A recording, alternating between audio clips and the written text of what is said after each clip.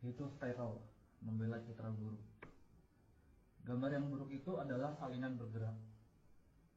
Kualitasnya jelek, resolusinya di bawah standar. Saat dipercepat, kualitasnya memburuk. Itu adalah bayangan gambar, pratinjau, gambar bini, ide yang keliru, gambar keliling yang didistribusikan secara gratis, diperas melalui koneksi digital yang lambat, dikompresi, direproduksi, dirobek, diremix, serta disalin dan ditempel ke saluran distribusi lain. Citra berkualitas rendah adalah kain lusuh atau sobekan sebuah AVI atau JPEG. Kaum proletar rendahan dalam masyarakat kelas penampilan yang diberi peringkat dan dinilai berdasarkan resolusinya.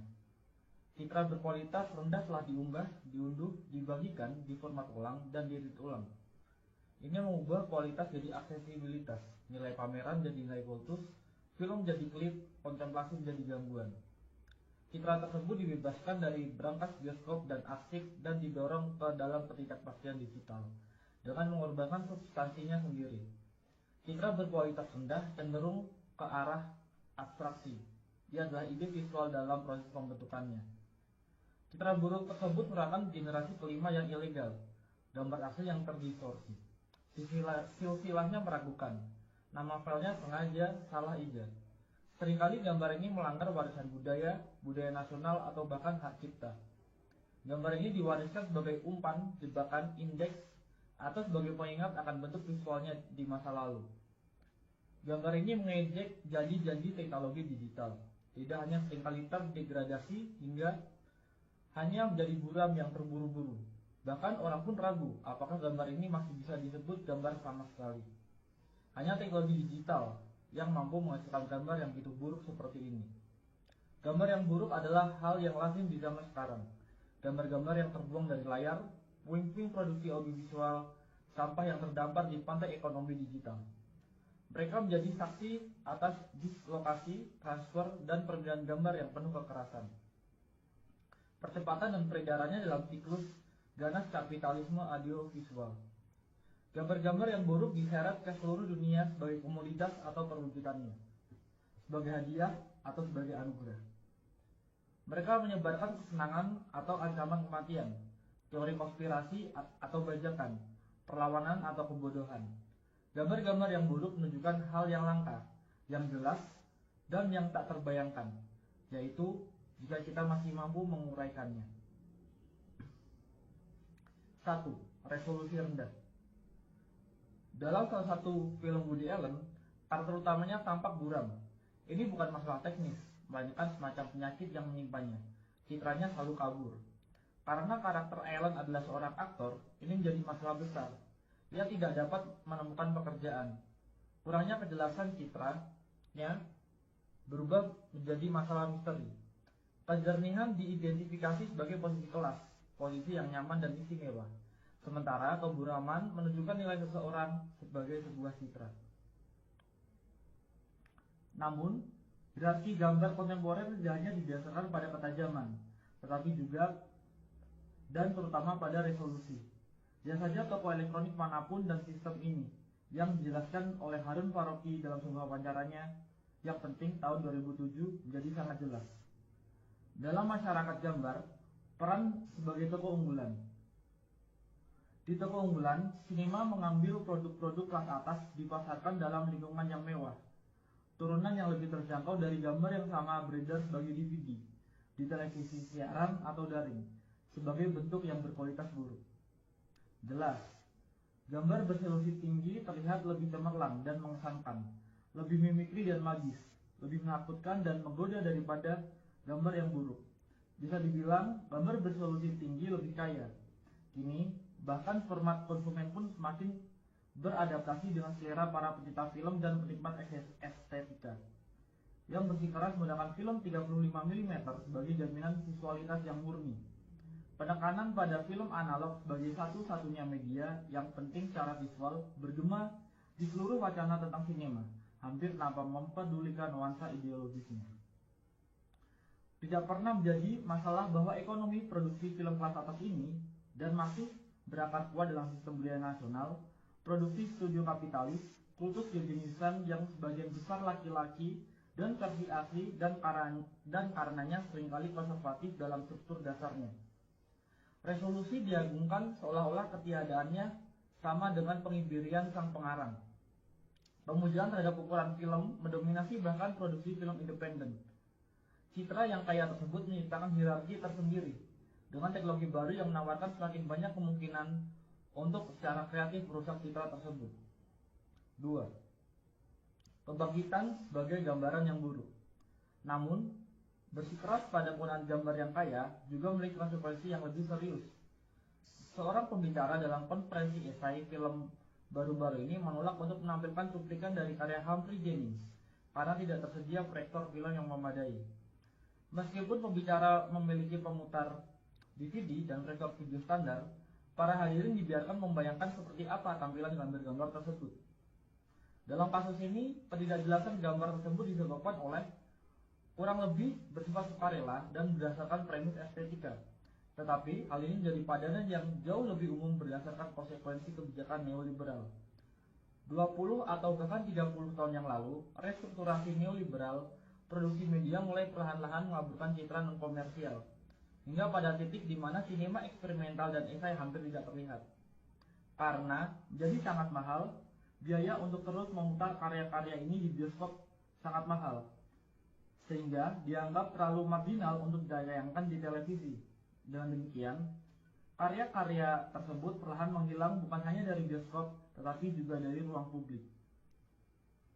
Esai video dan film eksperimental sebagian besar tetap tidak terlihat kecuali beberapa pemutaran langka di museum film metropolitan atau klub film yang diproyeksikan dalam resolusi aslinya sebelum menghilang lagi ke dalam kegelapan arsip. Perkembangan ini tentu saja terkait dengan radikalisasi neoliberal dari konsep budaya sebagai komoditas, komersialisasi sinema, penyebarannya ke bioskop multiplex, dan marginalisasi pembuat film independen. Hal ini juga terkait dengan restrukturasi industri media global dan pembentukan monopoli atas audiovisual di negara atau wilayah tertentu. Dengan cara ini, materi visual yang resisten atau non-konformis menghilang dari permukaan ke dalam ruang bawah tanah berupa arsip dan koleksi alternatif yang hanya dipertahankan oleh jaringan organisasi dan individu yang berkomitmen yang akan mengedarkan selingan VHS bajakan di antara mereka sendiri. Sumber untuk ini sangat langka, aset berpindah dari tangan ke tangan bergantung pada informasi dari mulut ke mulut di dalam lingkaran tertentu. Dari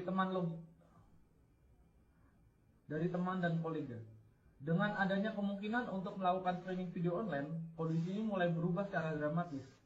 Semakin banyak materi langka muncul kembali ke platform yang dapat diakses publik. Beberapa di antaranya dikurasi dengan cermat, contoh Ubu Web, dan beberapa hanya berupa tumpukan barang, yakni YouTube. Saat ini setidaknya ada 20 torrent esai film Prismaker yang tersedia secara online. Jika Anda menginginkan retrospektif, Anda bisa mendapatkannya. Tapi ekonomi gambar berkualitas rendah lebih dari sekedar unduhan. Anda dapat menyimpan filenya, menontonnya lagi, bahkan mengedit ulang atau memperbaikinya jika Anda merasa perlu, dan hasilnya beredar. File AVI buram dari karya-karya agung yang hampir terlupakan dipertukarkan di platform P2P semi rahasia. Video ponsel rahasia yang diselundupkan keluar dari museum disiarkan di YouTube. DVD sayang tontonan para seniman diperdagangkan. Banyak karya sinema avant-garde, esai, dan non-komersial telah dihidupkan kembali sebagai gambar berkualitas rendah, suka atau tidak suka. 3. Privatisasi dan pembajakan. Kemunculan kembali cetakan langka karya-karya seniman militan, eksperimental, dan klasik, serta seni video sebagai gambar berkualitas rendah memiliki makna tersendiri. Situasi mereka mengungkapkan lebih dari sekedar isi atau tampilan gambar. Hal ini juga mengungkapkan kondisi marginalisasi mereka, konstelasi kekuatan sosial yang menyebabkan peredaran mereka secara daring sebagai citra yang buruk. Gambar-gambar berkualitas buruk disebut berkualitas buruk karena tidak diberi nilai apapun dalam masyarakat kelas gambar. Statusnya sebagai gambar terlarang atau terdegradasi memberikan pengecualian dari kriteria tersebut. Kurangnya resolusi pada gambar-gambar tersebut membuktikan bahwa gambar-gambar itu telah dirampas dan dipindahkan. Jelas, Kondisi ini tidak hanya terkait dengan restrukturasi neoliberal produksi media dan teknologi digital, tetapi juga berkaitan dengan restrukturasi pasca sosialis dan pasca kolonial negara-negara bangsa, budaya mereka, dan arsip mereka. Sementara beberapa negara bangsa dibongkar atau runtuh, budaya dan tradisi baru diciptakan, dan sejarah baru dibangun. Hal ini jelas juga mempengaruhi arsip film dalam banyak kasus. Seluruh warisan cetakan film dibiarkan tanpa kerangka pendukung budaya nasionalnya, seperti yang pernah saya amati dalam kasus museum film di Sarajevo. Arsip nasional dapat menemukan kehidupan selanjutnya dalam bentuk toko penyewaan video. Sayang bajakan merembes keluar dari arsip tersebut melalui privatisasi yang tak terorganisir. Di sisi lain, bahkan perusahaan Inggris pun menjual isinya secara online dengan harga yang sangat tinggi. Seperti yang dicatat oleh Kotwo Eshun, citra buruk beredar sebagian karena kekosongan yang ditinggalkan oleh organisasi perfilman negara yang merasa terlalu sulit untuk beroperasi sebagai arsip 16 atau 35 mm atau untuk mempertahankan infrastruktur distribusi apapun di era kontemporer. Dari perspektif ini, citra buruk mengungkapkan penurunan dan degradasi esai film atau bahkan sinema eksperimental dan non-komersial apapun yang di banyak tempat dimungkinkan karena produksi budaya dianggap sebagai tugas negara. Privatisasi produksi media secara bertahap menjadi lebih penting daripada produksi media yang dikendalikan atau disponsori negara. Namun di sisi lain, privatisasi konten intelektual yang merajalela bersama dengan pemasaran online dan komodifikasi juga memungkinkan pembajakan dan pengambilalihan. Hal ini menimbulkan peredaran citra buruk. 4. Sinema yang tidak sempurna. Muncul citra yang buruk menginginkan kita pada manifesto ketiga klasik untuk sinema yang tidak sempurna karya Juan Garcia Espinosa yang ditulis di Kuba pada tahun 1960-an. Espinosa berpendapat untuk sinema yang tidak sempurna karena menurutnya sinema yang sempurna secara teknis dan artistik mahir hampir selalu merupakan sinema reaksioner. Sinema yang tidak sempurna adalah sinema yang berupaya mengatasi pembagian kerja dalam masyarakat kelas. Ia menghubungkan seni dengan kehidupan dan sains, mengaburkan perbedaan antara konsumen dan produsen, penonton dan pengarang. Ia bersikeras pada identitasnya sendiri. Ketidaksempurnaan populer tapi bukan konsumerisme dilakukan tanpa menjadi birokratis.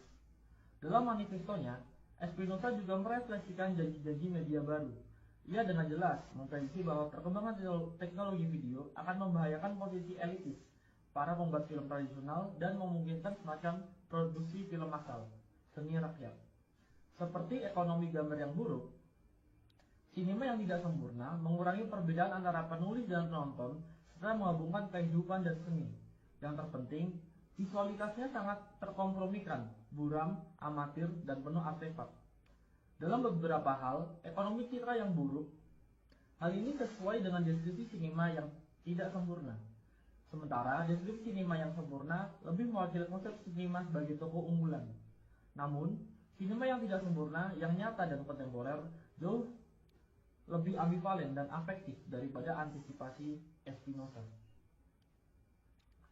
Di satu sisi, ekonomi gambar berkelas rendah dengan kemungkinan distribusi global yang langsung dan etika remix dan apropriasi memungkinkan partisipasi kelompok produsen yang jauh lebih besar daripada sebelumnya.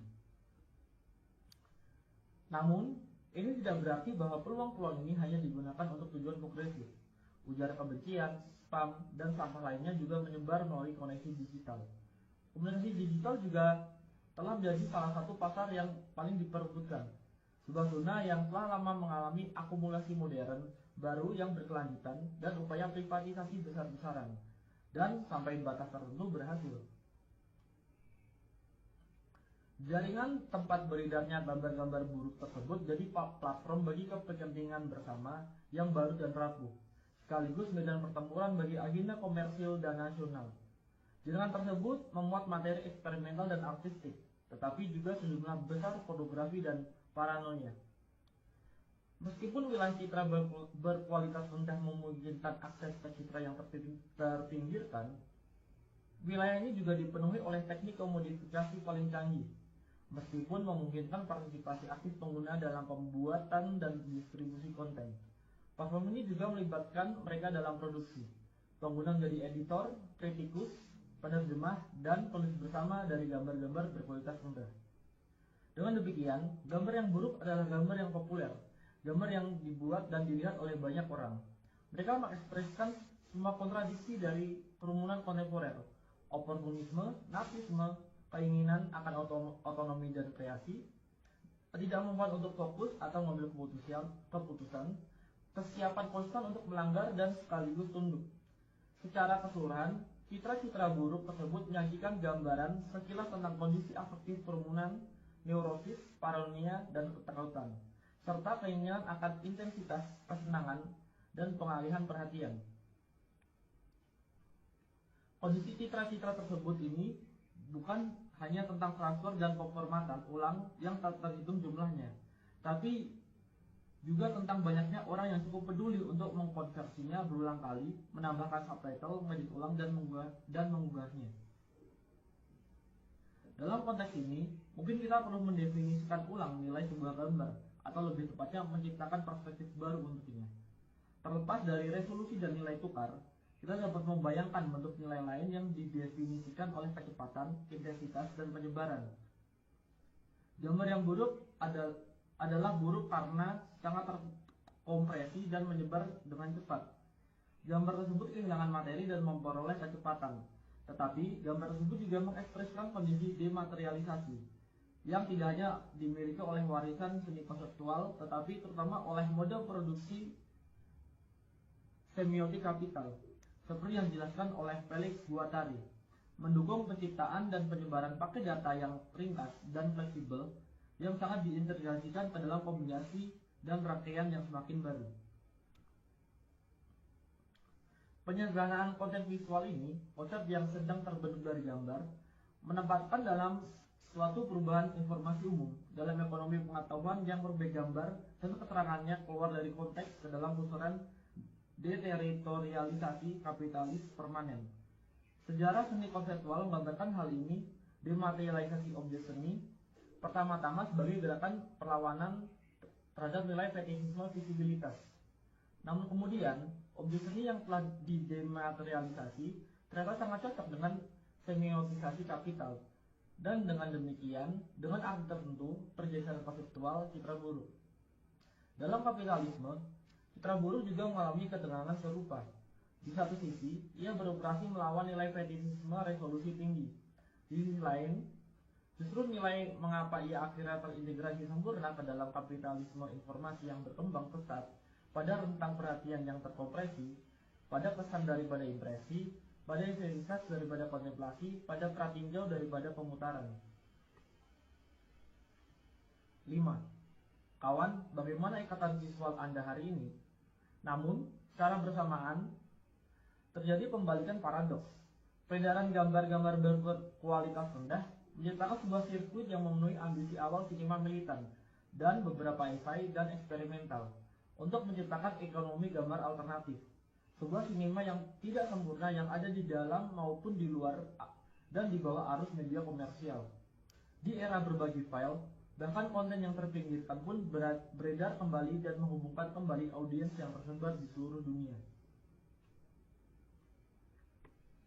Citra buruk tersebut dengan demikian membangun anonimitas. Jaringan global menciptakan sejarah bersama yang membangun aliansi saat menyebar, memicu menerjemahkan atau salah tafsir, dan menciptakan publik serta debat baru. Dengan kehilangan substansi visualnya, ia mendapatkan kembali sebagai kekuatan politiknya dan menciptakan aura baru di sekitarnya. Aura ini tidak lagi didasarkan pada kekekalan asli, tetapi pada sifat sementara salinannya. Ia tidak lagi berlabuh ke dalam ruang publik klasik yang dimediasi dan didukung oleh kerangka negara bangsa atau korporasi, tetapi mengambang di permukaan kumpulan data yang sementara dan meragukan. Dengan terlepas dari kasanah perfilman konvensional, karya ini terdorong ke layar-layar baru dan sementara yang dirangkai oleh keinginan para penonton yang tersebar. Oleh karena itu, peredaran gambar-gambar yang buruk menciptakan ikatan visual. Demikian juga Chertoff pernah menyebutnya.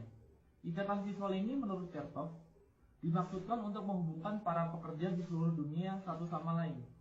Ia membayangkan semacam bahasa adamik visual komunis yang tidak hanya dapat memberi informasi atau menghibur, tapi juga terorganisir para penontonnya. Dalam arti tertentu, mimpinya telah menjadi kenyataan, meskipun sebagian besar di bawah kekuasaan kapitalisme informasi global yang audiensnya terhubung hampir secara fisik melalui kegembiraan bersama keselarasan afektif dan kecemasan. Namun, ada juga peredaran dan produksi gambar berkualitas rendah yang dihasilkan oleh kamera ponsel, komputer rumahan, dan bentuk distribusi yang tidak konvensional. Koleksi optiknya, penyusunan kolektif sebagai file atau sirkuit distribusi akan rumput, mengungkapkan hubungan yang tidak menentu dan kebetulan antara para produsen dimanapun yang secara bersamaan membentuk audiens yang tersebar. Peredaran gambar-gambar berkualitas buruk memicu baik jalur perakitan media kapitalis maupun ekonomi audiovisual alternatif. Selain banyak kebingungan dan penyeranan, hal ini juga berpotensi menciptakan gerakan pemikiran dan pengaruh yang mengganggu. Peredaran gambar berkualitas rendah dengan demikian memulai babak lain dalam dianologi histori sirkuit informasi nonkonformis, ikatan visual verto, pedagogi pekerja internasionalis yang dijelaskan oleh Peter Weiss dalam The Aesthetic of Resistance, sirkuit sinema ketiga, dan trikontinentalisme, pembuatan film dan pemikirnya yang tidak berpihak. Gambar berkualitas rendah, betapapun ambivalennya statusnya, dengan demikian mengambil tempat dalam dianologi pamflet yang disalin karbon, film agitprop kereta api, majalah video bawah tanah, dan materi nonkonformis lainnya, yang secara estetika sering menggunakan materi berkualitas rendah. Selain itu, hal ini juga mengaktualisasikan kembali banyak gagasan historis yang terkait dengan sirkuit-sirkuit ini. Antara lain, gagasan Vespa tentang ikatan visual. Bayangkan seseorang di masa lalu dengan baret bertanya kepada Anda, "Kawan, apa ikatan visual Anda hari ini?" Anda mungkin menjawab, "Ini adalah tautan ke masa kini." 6. Sekarang. Citra buruk tersebut mewujudkan nasib setelah kematian banyak mahakarya sinema dan seni video di masa lalu. Karya-karya tersebut telah diusir dari surga terlindungi yang tampaknya pernah menjadi milik sinema. Setelah dikeluarkannya dari arena budaya nasional yang terlindungi dan seringkali proteksionis, dibuang dari peredaran komersial, karya-karya ini menjadi pengembara di tanah tak bertuan digital, terus-menerus mengubah resolusi dan formatnya, kecepatan dan medianya, bahkan terkadang kehilangan nama dan kredit di sepanjang jalan. Sekarang banyak dari karya-karya ini kembali sebagai gambar yang buruk, saya akui. Tentu saja orang bisa berpendapat bahwa ini bukanlah yang asli, tetapi kemudian, tolong siapapun, tunjukkan kepada saya yang asli. Citra buruk tersebut bukan lagi tentang hal yang sebenarnya yang asli dan orisinal. Sebaliknya, ini tentang kondisi eksistensinya yang nyata, tentang sirkulasi kerumunan, penyebaran digital, temporalitas yang terpecah-pecah dan fleksibel. Ini tentang pembangkangan dan mengappropriation, sama seperti tentang konformisme dan eksploitasi. Singkatnya, ini tentang realitas.